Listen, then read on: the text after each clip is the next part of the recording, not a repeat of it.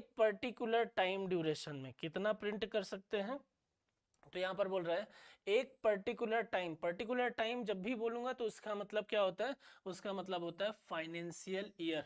ठीक है, तो यहाँ मैं बोल रहा हूँ कि एक पर्टिकुलर टाइम ड्यूरेशन में 200 करोड़ के बराबर मींस 115 करोड़ के बराबर गोल्ड और 85 करोड़ के बराबर हार्ड करेंसी को रिजर्व रखकर आप क्या कर सकते हो, मैक्सिमम 10,000 करोड़ रुपीस जो है वो प्रिंट कर सकते हैं। मैक्सिमम कितना प्रिंट कर सकते हैं, 10,000 करोड़ रुपी। अब ये जो 10,000 करोड़ रुपी आप प्रिंट कर रहे हो, ठीक है, तो अगर मैं ये बोलूं कि क्या मैक्सिमम लिमिट जो भी है हमारे पास में, क्या उतना ही प्रिंटिंग देखने को मिलेगा, मैक्सिमम लिमिट जो भी बनी हुई है क्या हमेशा हम उतनी ही प्रिंटिंग करेंगे। तो यहाँ पर चीजें किस प्रकार से समझ में आती है कि ये अधिकतम सीमा है, ये मैक्सिमम लिमिट है। इसमें ये बताया गया है कि आपके पास में ये राइट है कि आप एक पर्टिकुलर फाइनेंशियल ईयर में कितना प्रिंट कर सकते हो, आप मैक्सिमम 10,000 करोड़ के बराबर चीजों को प्रिंट कर सकते हो। लेकिन प्रिंट कितना करेंगे, कैसे करेंगे, क्यों 10,000 करोड़ नहीं करेंगे, उसका लॉजिक जो है वो यहाँ पर सुनिए। तो यहाँ पर आपको मैक्सिमम लिमिट तो पता चल गई कि मैक्सिमम प्रिंटिंग कितनी होगी एक पर्टिकुलर टाइम ड्यूरेशन में, पर्टिकुलर फाइनेंशियल ईयर में 10,000 करोड़ रुपए की मैक्सिमम लिमिट है। अब 10,000 करोड़ रुपए की मैक्सिमम लिमिट है, लेकिन प्रिंटिंग फैक्टर भी तो है, आपको कुछ चीजों को ध्यान भी तो रखना पड़ेगा, आपको ये भी तो देखना पड़ेगा कि अलग अलग चीजें जो है वो किस तरीके से काम करें। आपको ये भी देखना पड़ेगा कि यहाँ पर जो प्रिंटिंग होगी उसके लिए ये फैक्टर जो है वो काम किस तरीके से करें। तो यहाँ पर मैंने अलग अलग फैक्टर बताए हुए हैं ना, अब देखिए कि इन फैक्टर के आधार पर कैसे पता चलेगा कि कितना प्रिंटिंग करना है। तो मैक्सिमम क्लियर हो गया कि 10,000 करोड़ है, लेकिन प्रिंट कितना कर रहे हैं वो यहाँ से पता चल जाएगा। अब देखिए बोला ये जाता है कि पहला फैक्टर है इन्फ्लेशन। तो आपको ये तो पता चल गया है ना, क्योंकि आपने इन्फ्लेशन पढ़ा हुआ है, तो आपको इतनी आइडिया लग गया है कि अगर मान लीजिए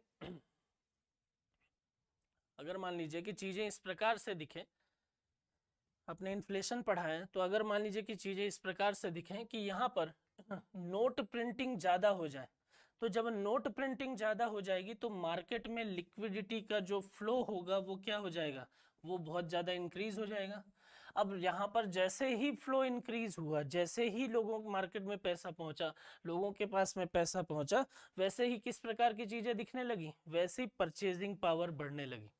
जैसे ही पैसा पहुंचा तो परचेजिंग पावर बढ़ी। अब परचेजिंग पावर जब बढ़ी, उसके कंपेयर में आप सप्लाई नहीं कर पाए तो क्या आ जाएगा, आएगा इन्फ्लेशन। तो यहाँ पर क्या बोल रहा है कि आपको प्रिंट कितना करना है, उसमें पहला फैक्टर ये बोलता है कि प्रिंट आप उतना करेंगे, प्रिंट आप उतना करेंगे जिससे इकोनॉमी में इन्फ्लेशन की सिचुएशन ना बने। राइट, तो इन्फ्लेशन की सिचुएशन ना बने उसके लिए क्या बोल रहे हैं कि भाई लिमिट में प्रिंट करना है। तो चलो ठीक है, ये भी मान लिए, ठीक है। चलिए दूसरा बोल रहा है कि कम से कम उतना तो प्रिंट करो ही कि मार्केट में मनी का फ्लो जो है वो एकदम से कम ना हो, है ना, कि ऐसा ना हो जाए कि यार यहाँ तो पैसा ही नहीं है, और पैसा नहीं है तो डिमांड जो है वो डिक्रीज हो रही है। तो यहाँ पर आप क्या करो, कम से कम उतना तो प्रिंट करो कि मार्केट में मनी का फ्लो बना रहे, बहुत ज्यादा कम नहीं होने पाए। राइट, तो यहाँ पर क्या बोल रहा है कि कम से कम उतना प्रिंट करो जिससे डिफ्लेशन की सिचुएशन भी ना बने। तो ये भी समझ में आ गया कि चलो ठीक है। नेक्स्ट बोल रहा है इकोनॉमिक ग्रोथ। तो इकोनॉमिक ग्रोथ का क्या मतलब, मार्केट में जब पैसा होगा तब लोगों की डिमांड होगी, मार्केट में जब डिमांड होगी तो वो होगा प्रोडक्शन, प्रोडक्शन होगा तो जीडीपी बढ़ेगी, जीडीपी बढ़ेगी तो नेशनल इनकम बढ़ेगी, और नेशनल इनकम को पॉपुलेशन से डिवाइड कर दोगे तो निकल कर आएगा पर कैपिटा इनकम।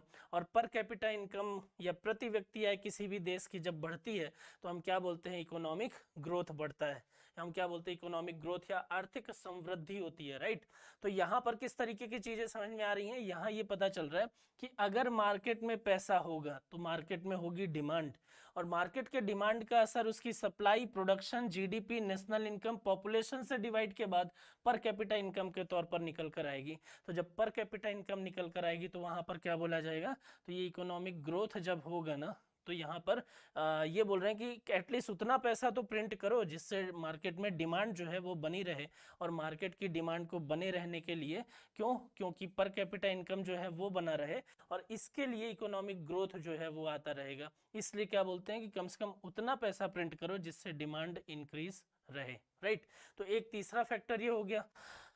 नेक्स्ट अगर हम बोलें तो वहां पर क्या बोल रहा है कि भाई फिस्कल डेफिसिट, सरकार को जो टोटल डेफिसिट हो रहा है, गवर्नमेंट को जो टोटल घाटा हो रहा है, उस टोटल घाटे में कितनी चीजें देखनी पड़ेंगी। तो वो जो टोटल घाटा है ना, गवर्नमेंट का जो रेवेन्यू एंड कैपिटल को मिलाकर जितना भी टोटल डेफिसिट हो रहा है, उस टोटल डेफिसिट के कारण सरकार को उस घाटे की भरपाई के लिए भी तो नोट प्रिंट करना पड़ेगा। अब भरपाई के लिए नोट प्रिंटिंग किस प्रकार से कम उतना पैसा तो प्रिंट करो कि घाटे की भरपाई जो है वो भी थोड़ा बहुत तरीके से मैनेज होती रहे, और जितना कटे फटे नोट जो हैं वो रिटर्न आ रहे हैं तो एटलीस्ट वो भी कवर हो जाए। इन सभी फैक्टर के बाद में ये समझ में आया कि चलो ठीक है, हम क्या कर रहे हैं, हम 1200 करोड़ रुपए के बराबर नोट प्रिंट कर रहे हैं एक पर्टिकुलर फाइनेंशियल ईयर में। तो अगर हम 1200 करोड़ रुपए प्रिंट करते हैं, ठीक है, अगर हम 1200 करोड़ रुपए प्रिंट करते हैं एक पर्टिकुलर फाइनेंशियल ईयर में, तो उससे ना इकोनॉमी में इन्फ्लेशन आएगा, ना ही इकोनॉमी में डिफ्लेशन की सिचुएशन बनेगी, ना ही इकोनॉमी में इकोनॉमिक ग्रोथ की स्थिति जो है, मतलब इकोनॉमिक ग्रोथ जो है वो स्टेबल सिचुएशन पे आएगा। फिस्कल डेफिसिट जैसी जो चीजें हैं उसके में आप चीजों को कवर कर सकते हो, और कटे फटे या जो रिटर्न वाले नोटबंदी वाले नोट हैं वो भी रिटर्न हो जाएं, या कटे फटे नोट जो है वो भी रिटर्न हो जाए। तो वैसी सिचुएशन पे क्या देखने को मिल रहा है कि भाई अगर आप एक पर्टिकुलर टाइम ड्यूरेशन में 1200 करोड़ के बराबर प्रिंटिंग करोगे तो ये सारे फैक्टर जो हैं वो फुलफिल हो जाएंगे, राइट। तो मैक्सिमम लिमिट कितनी थी 10,000, लेकिन प्रिंट कितना हो रहा है 1200, राइट। तो इतनी बात आपको आइडिया लग गया होगा कि जरूरत से ज्यादा प्रिंटिंग करना भी खतरनाक है। कभी कभी या जब लोग सोचते हैं कि यार सरकार के पास जब पैसा है ना, गवर्नमेंट के पास में जब मशीन है, तो गरीबी को दूर करने के लिए वो ये भी तो कर दे कि नोट प्रिंटिंग करे और नोट प्रिंटिंग करके सबके सबके खाते में 15-15 लाख रुपए जो है वो डाल दे। तो जब ऐसी सिचुएशन बनेगी तो वहां पर क्या होगा, सबके पास में जब पैसा आ जाएगा, मनी का फ्लो जो है वो बहुत ज्यादा इंक्रीज हो जाएगा, परचेजिंग पावर एकदम से बढ़ जाएगी, तो इन्फ्लेशन किस कंडीशन पर पहुंच जाएगा और इकोनॉमी किस कंडीशन से गर्त में चली जाएगी, ये आप शायद उस चीज का अनुमान अब लगा सकते होंगे, राइट। तो यहाँ पर इतनी चीज आपको क्लियर हो गई। अब अगर मैं नोट प्रिंटिंग के कुछ फैक्चुअल चीजों के बारे में बात करूं कि कहाँ नोट प्रिंटिंग होती है, कहाँ पर यूनिट जो है वो स्टैब्लिश किए गए हैं, ठीक है। तो इंडिया में 4 जगह हैं जहां पर नोट प्रिंटिंग की जाती है, ठीक है। जैसे हम एमपी की बात करें तो एमपी में, जैसे कि हम एमपी की बात करें तो एमपी में देवास में, ठीक है, नोट प्रिंटिंग की जाती है। महाराष्ट्र में आता है नासिक, वेस्ट बंगाल में साल्बोनी, और कर्नाटका में मैसूर की बात करते हैं, राइट। तो यहाँ पर चीजें जो हैं वो किस तरीके से दिखाई देती हैं कि 4 जगहों पर नोट प्रिंटिंग यूनिट जो है वो स्टैब्लिश किए गए हैं, देवास, नासिक, साल्बोनी और मैसूर। अब इन चारों को ओन कौन करता है, इन चारों पर अधिकार किसका होता है, तो यहाँ पर आप देखिए आरबीआई का चारों पर अधिकार नहीं है ना। सामान्य तौर पर हम ये समझते हैं कि यार नोट से रिलेटेड जो भी चीजें हैं उस पर अधिकार किसका है, वो आरबीआई का है, नहीं। तो यहाँ पर थोड़ा सा चीजें अलग हैं। यहाँ आप देखिए the first two are owned by government of India, right. तो यहाँ पर एक चीज ये समझ में आ गई है कि देवास और नासिक यूनिट की अगर हम बात करें तो देवास और नासिक यूनिट जो है वो उसका मैनेजमेंट किसके अंडर में आता है, गवर्नमेंट ऑफ इंडिया के अंडर में। And second two are owned by Reserve Bank of India या आरबीआई, राइट। तो लास्ट के जो दो हैं, जो साल्बोनी और मैसूर हैं, जो वेस्ट बंगाल और कर्नाटका में स्टेब्लिश हैं, तो वो आरबीआई उसका मैनेजमेंट देखती है, और गवर्नमेंट ऑफ इंडिया जो है वो देवास और नासिक यूनिट का मैनेजमेंट देखती है, राइट। तो ये चीजें आप याद रखिए कि इंडिया में नोट प्रिंटिंग जो है वो 4 जगहों पर होती है, ठीक है। कहाँ कहाँ, तो देवास, नासिक, साल्बोनी और मैसूर। इसी तरीके से सिक्के जो बनाए जाते हैं, क्वाइन जो मिंटिंग पॉइंट स्टैब्लिश किए गए, टकसाल केंद्र स्थापित किए गए हैं, वो कहाँ कहाँ पर है, तो देश में 4 जगहों पर टकसाल केंद्र भी बनाए गए हैं। कहाँ कहाँ, तो एक हैदराबाद, कोलकाता, नोएडा और मुंबई, ठीक है। तो यहाँ पर 4 स्थानों पर क्या किया गया है, टकसाल केंद्र जो है वो भी स्थापित किए गए हैं, राइट। नेक्स्ट अगर मैं इसमें बात करता हूं कि अगर मान लीजिए कि आपके दिमाग पर ये क्वेश्चन आ रहा है कि सर, अभी थोड़ी देर पहले जो मैंने पूछा था कि सर क्यों नहीं आरबीआई जो है वो मशीन जब उसके पास में है तो वो क्यों नहीं इस प्रकार से प्रिंटिंग कर देती है कि वो सबको पैसा दे दे और देश की गरीबी जो है वो एक बार में खत्म हो जाए। तो अगर इस प्रकार के क्वेश्चन है तो यहाँ पर उसका आंसर लॉजिकफुली आप देख लीजिए कि आखिर किस तरीके से चीजें देखने को मिलेंगी। तो पहला पॉइंट यहाँ पर मेंशन किया है मैंने कि इन्फ्लेशन जो जो है वो इंक्रीज हो जाएगा, क्योंकि मनी का फ्लो जो है वो अगर बहुत ज्यादा बढ़ा है ना, अगर लिक्विडिटी फ्लो बहुत ज्यादा इंक्रीज हुआ तो लिक्विडिटी फ्लो के बहुत ज्यादा इंक्रीज होने से डिमांड जो है वो क्या हो जाएगी, इंक्रीज हो जाएगी। और डिमांड के कंपेयर में अगर आप सप्लाई फुलफिल नहीं कर पाए और सप्लाई कैसी रह गई, कम रह गई, तो वहां पर जो प्राइस होंगे वो क्या कर दोगे, आप उसको इंक्रीज कर दोगे। प्राइस के इंक्रीज होने को ही क्या बोलते हैं, इन्फ्लेशन। तो अगर सबके पास में पैसा होगा, एकदम से पैसे का फ्लो आप बढ़ा दोगे और मार्केट में उसके कंपेयर में सप्लाई जो है वो फुलफिल नहीं हो पाएगी, तो समस्या क्या आ जाएगी, समस्या आएगी कि देश में इन्फ्लेशन की सिचुएशन बनेगी और वहां से निपटना थोड़ा मुश्किल हो जाएगा, राइट। नेक्स्ट अगर मैं बात करता हूं तो परचेजिंग पावर जो है वो डाउन हो जाएगी। तो आपने इन्फ्लेशन पढ़ा हुआ है ना, पहले आप क्या करते हो, आप 100 रुपीज ले जाते हो मार्केट में और उस 100 रुपीज से आप क्या करते हो, 5 kg है ना कोई भी प्रोडक्ट जो है वो परचेस करते हो, तो आपकी परचेजिंग पावर जो है वो कितनी है, वो 5 यूनिट की है। अब मार्केट में आया इन्फ्लेशन, बाद में भी आपने क्या किया, अगर मैं बात करता हूँ 100 रुपए लेकर आप मार्केट गए, तो अब आप क्या कर पा रहे हो, आप 4 kg ही परचेस कर पा रहे हो ना। तो यहाँ पर एक आपका अमाउंट जो है वो सेम दिखाई दे रहा है, लेकिन उसके जो यूनिट है वो किस प्रकार से दिखाई दे रहे हैं, उसकी जो परचेजिंग पावर है वो किस प्रकार से, कि यहाँ पर जब आप परचेजिंग पावर देख रहे हो, इस कंडीशन में जब आप परचेजिंग पावर देख रहे हो, तो यहाँ परचेजिंग पावर क्या हो गई है, परचेजिंग पावर आपकी डाउन हो गई। तो परचेजिंग पावर क्यों डाउन हुई, क्योंकि ये जो प्रोडक्ट है ना इसके प्राइस में हो गया इंक्रीमेंट, और उसी प्राइस के इंक्रीमेंट को आप बोल रहे थे कुछ दिन पहले इन्फ्लेशन, राइट। तो अगर बहुत ज्यादा अनलिमिटेड फॉर्म में नोट प्रिंटिंग हो जाएगी तो इन्फ्लेशन तो आएगा ही, साथ ही साथ परचेजिंग पावर डाउन हो जाएगी। नेक्स्ट अगर मैं बात करूं तो यहाँ बोल रहा है कि आरबीआई की लाइबिलिटी भी बहुत ज्यादा इंक्रीज हो जाएगी ना। तो आरबीआई की लाइबिलिटी का इंक्रीज होने का मतलब, तो अगर मैं आपसे ये बोलता हूं कि आरबीआई जो है ना, वहां पर जैसे आप ये नोट देखिए,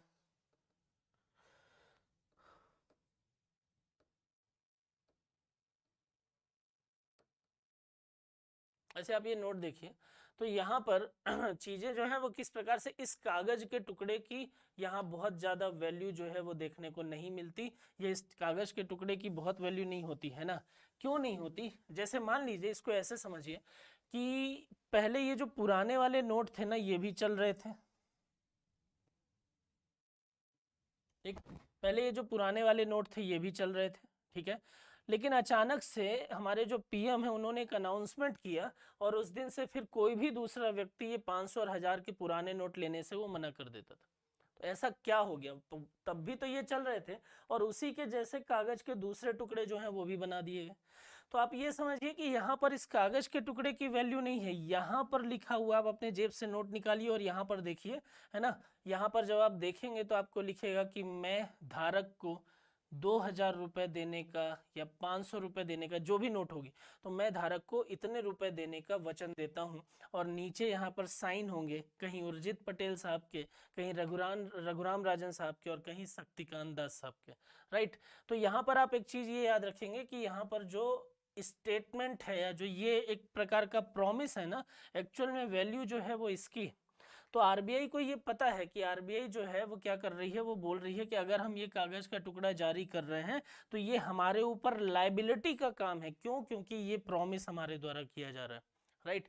तो जितना ज्यादा नोट प्रिंटिंग होगा, है ना, जितना ज्यादा नोट प्रिंटिंग होगा उतना ज्यादा आरबीआई के ऊपर लाइबिलिटी क्या होगी, इंक्रीज होगी। और आरबीआई के ऊपर जितनी लाइबिलिटी इंक्रीज होगी वहां पर समस्या उतनी ज्यादा बढ़ेगी। तो आरबीआई क्या बोलती है कि अगर हम अनलिमिटेड नोट प्रिंटिंग करना चालू कर देंगे तो समस्या जो है वो किस प्रकार की हो जाएगी कि हमारे ऊपर लाइबिलिटी बहुत ज़्यादा इंक्रीज हो जाएगी। इवन एक स्कीम आप ये भी समझ लीजिए, एक सिस्टम ये भी समझ लीजिए कि अगर आपको कभी ये लगता है कि यार अब इस नोट पर, इस इंडियन करेंसी पर हमको भरोसा नहीं रह गया, तो आप आरबीआई के किसी भी ऑफिस में जाइए और उसके बदले आरबीआई जो है वो आपको गोल्ड दे देगी, राइट। तो ये भी सुविधा आरबीआई के द्वारा दी जाती है। और अगर बहुत ज़्यादा नोट प्रिंटिंग आप करेंगे तो उसके कारण से क्या होगा, इकोनॉमी जो है वो डाउन चली जाएगी, राइट। तो इकोनॉमी डाउन कैसे जाएगी, क्यों, क्योंकि मैंने आपको ये बताया है कि अगर मान लीजिए कि आपका कंट्री में नोट प्रिंटिंग हुआ और नोट प्रिंटिंग बढ़ा तो उससे डिमांड बढ़ी, डिमांड से सप्लाई बढ़ी, सप्लाई से प्राइस बढ़ा, प्राइस से आया इन्फ्लेशन, इन्फ्लेशन और इंक्रीज हुआ, कहाँ तक पहुंच गया, इन्फ्लेशन पहुंच गया हाइपर कंडीशन पर। जब हाइपर कंडीशन पर पहुंच जाएगा ना तो वहां से रिकवरी कर पाना बहुत मुश्किल होता है, राइट। तो यहाँ पर चीजें जो है वो किस फॉर्म में दिखेंगी कि अगर मान लीजिए कि चीजें इस प्रकार से दिख रही हैं कि यहाँ पर जो अगर मान लीजिए कि चीज़ें इस प्रकार से दिख रही हैं कि यहाँ पर जो आप नोट प्रिंटिंग बहुत ज़्यादा या अनलिमिटेड फॉर्म में कर रहे हैं, तो वहाँ जो इकोनॉमी होगी, इकोनॉमी पर इम्पैक्ट जो पड़ेगा वो नेगेटिव पड़ेगा और आपकी इकोनॉमी जो है वो डाउन जाएगी। क्यों? क्योंकि आपने पढ़ा है कि इन्फ्लेशन हाई होगा तो रिसेशन आएगा, सर्वाइवल इशू होंगे लोगों के साथ में, है ना। तो कहीं वेनेजुएला, श्रीलंका और जो ग्रीस है, इन देशों की इकोनॉमी जिस तरीके से पूरी खत्म हुई, है ना, और इन्होंने कोशिश की कि ज़्यादा से ज़्यादा नोट प्रिंटिंग करके और मार्केट की डिमांड को बचा लें, है ना, तो उसने और ज़्यादा नेगेटिव इम्पैक्ट वहाँ पर डाला। तो अगर आप अनलिमिटेड नोट प्रिंटिंग करते हैं और उसको मैनेज करके नहीं चलते हैं तो उसका जो इम्पैक्ट है वो कुछ इस प्रकार से आपको देखने को मिलता है, राइट। नेक्स्ट अगर मैं बात करूं तो यहाँ पर आता है प्रोपोर्शनल रिजर्व सिस्टम। अब ये जो प्रोपोर्शनल रिजर्व सिस्टम है क्या है? एमआरएस में आपको ये समझ में आ गया ना क्या, कि जब आप एमआरएस करते हो, एमआरएस मतलब मिनिमम रिजर्व सिस्टम, तो जब आप एमआरएस करते हो तो उसके लिए मिनिमम रिजर्व सिस्टम के लिए आपको क्या करना है, आपको 200 करोड़ के बराबर का रिजर्व रखना है, ठीक है। आपको क्या करना है, आपको 200 करोड़ के बराबर रिजर्व रखना है, ठीक है।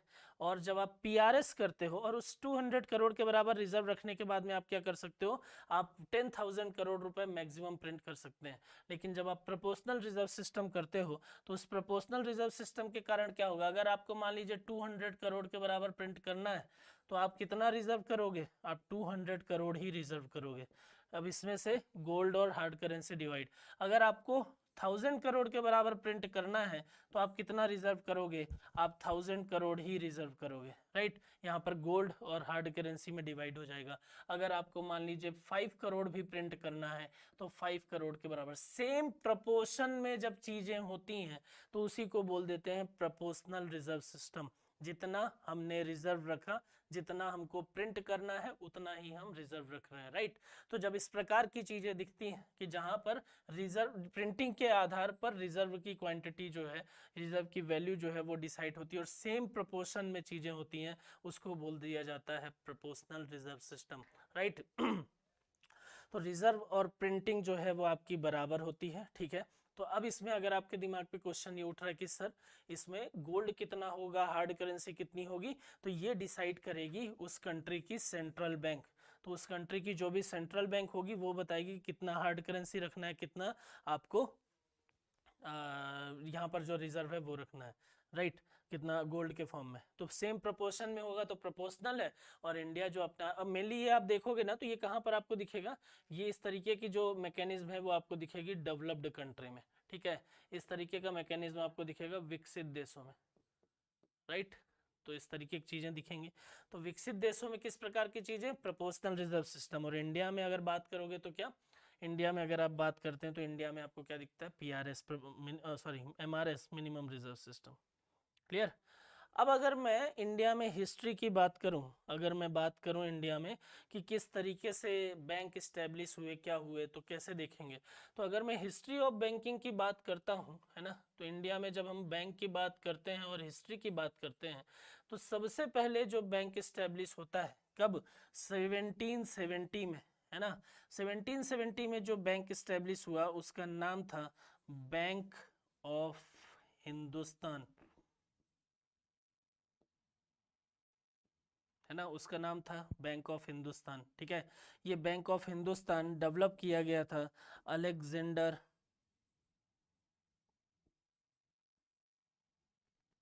एंड कंपनी के द्वारा, ठीक है। तो यहाँ पर जो बैंक था उसको डेवलप किया गया था किसके द्वारा, अलेक्जेंडर एंड कंपनी। नाम क्या था उसका, नाम था बैंक ऑफ हिंदुस्तान। इसके बाद आता है 1806 में बैंक ऑफ कोलकाता, राइट। यहाँ पर मैंने डायरेक्ट लिखा हुआ है बैंक ऑफ बंगाल क्योंकि आपको मैक्सिमम बुक पे जब आप देखोगे तो आपको मिल जाएगा 1806 बैंक ऑफ बंगाल, राइट। लेकिन जब आप यहाँ पर देखोगे तो आपको ये पता चलेगा कि 1806 में बैंक ऑफ कोलकाता इस्टेब्लिश हुआ। अब इस बैंक ऑफ कोलकाता का 1809 में नाम चेंज हुआ और उसको क्या बोला, उसको बोला बैंक ऑफ बंगाल, राइट। इसके बाद में अगला जो आता है वो आता है 1840 में, है ना। 1840 में तो आप देखो यहाँ पर क्या दिख रहा है, बैंक ऑफ बॉम्बे, है ना। और तीसरा आता है 1843 में बैंक ऑफ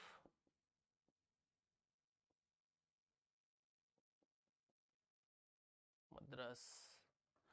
तो यहाँ पर आपको इतनी चीजें समझ में आ गई कि बैंक स्टैब्लिश हो रहे थे। 1770 में पहला बैंक स्टैब्लिश हुआ जिसका नाम था बैंक ऑफ हिंदुस्तान।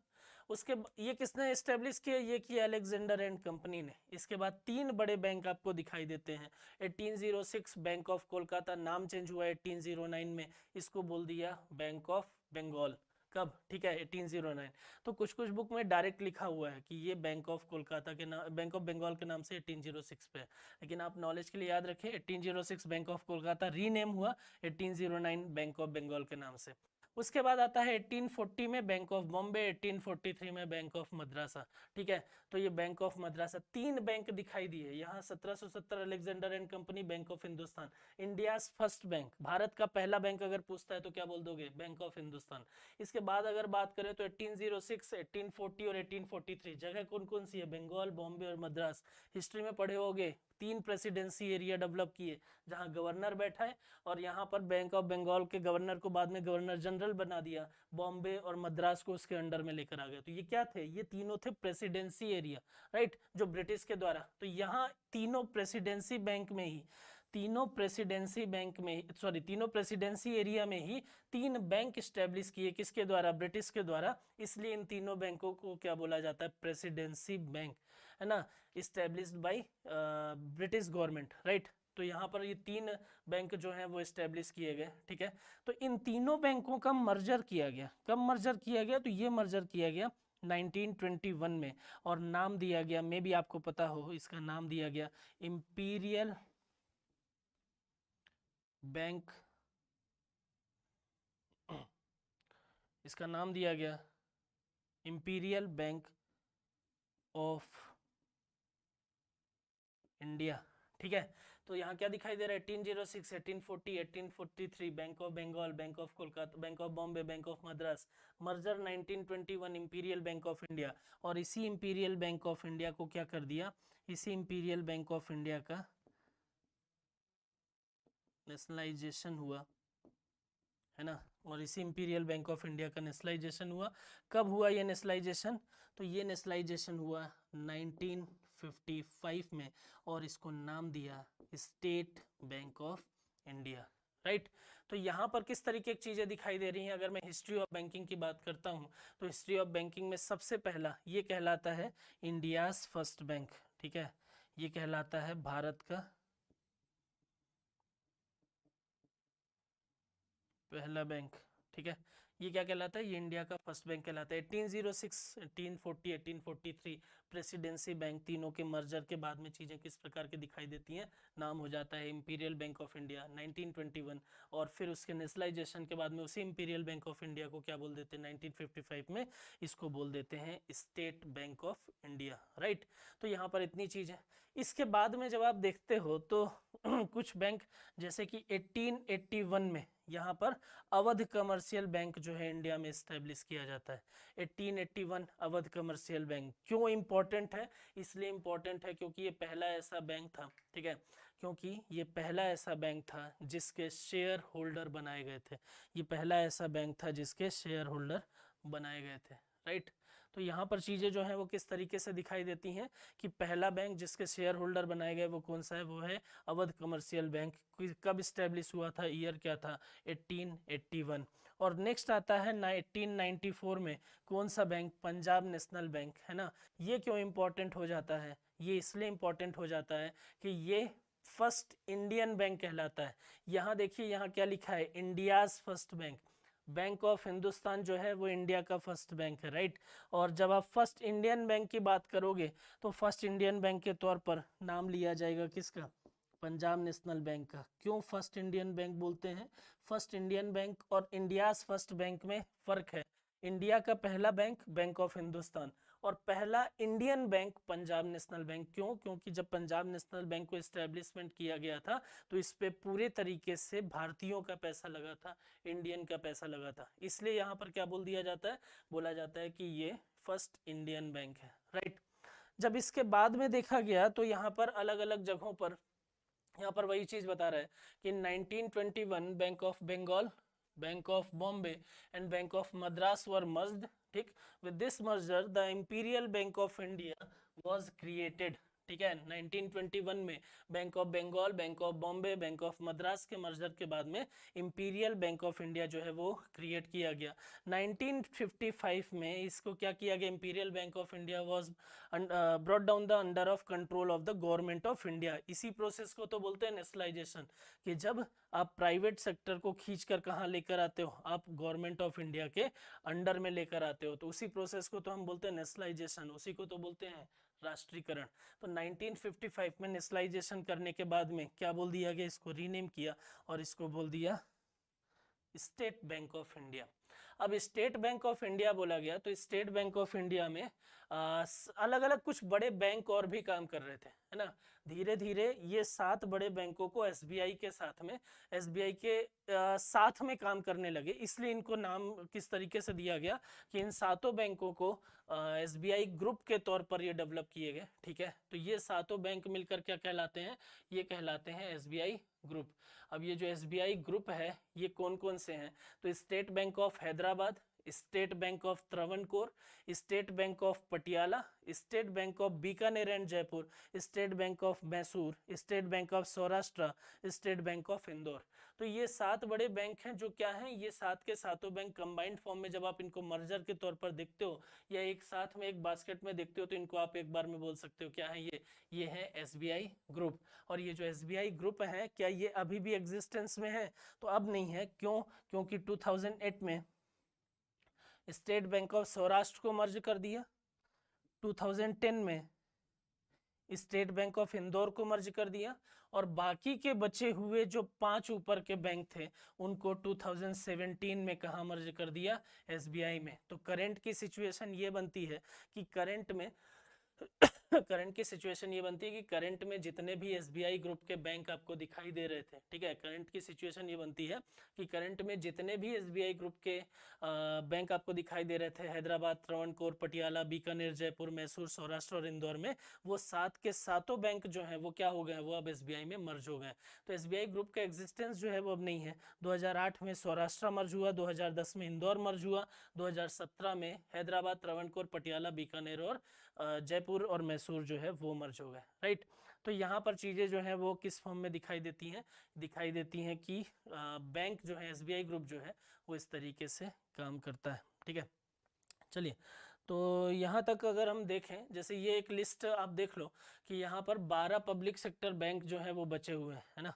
मैं बताऊंगा आपको कि ये क्या पब्लिक सेक्टर बैंक किस तरीके से क्या कैसे, आप नाम देख लीजिए अभी कि बार अगर आपसे पूछे कि करंट में कितने पब्लिक सेक्टर बैंक जो है वो करंट में काम कर रहे हैं, तो अभी करंट में 12 पब्लिक सेक्टर कौन कौन से, SBI, Punjab national, bank of Baroda, Canara bank, right, union bank of India, bank of India, Indian bank, Allahabad इसमें मर्ज हुआ है। अगर मर्ज नहीं होता तो मैं पंजाब नेशनल और अवध कमर्शियल बैंक के साथ में एक और नाम लेता, इलाहाबाद बैंक। इलाहाबाद बैंक इसलिए अभी कुछ सालों पहले तक इम्पोर्टेंट था क्योंकि ये एक ऐसा बैंक है जो इंडिया का ओल्डेस्ट बैंक कहलाता था।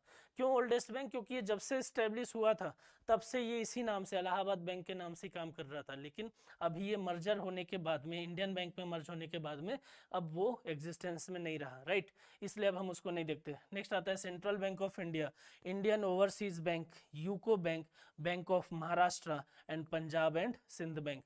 तो ये 12 ऐसे बैंक हैं जो करंट में पब्लिक सेक्टर बैंक की कैटेगरी में है, ठीक है। अब ये क्या पब्लिक सेक्टर बैंक होते हैं, कैसे होते हैं, तो जब हम नेक्स्ट क्लास में बात करेंगे तो मैं आपको बताऊंगा, क्या मैं आपको बताऊंगा क्लासिफिकेशन ऑफ बैंक्स, ठीक है।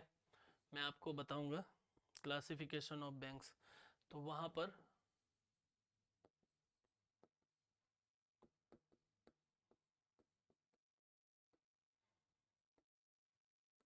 ठीक एक ये हम बात करेंगे, दूसरा हम बात करेंगे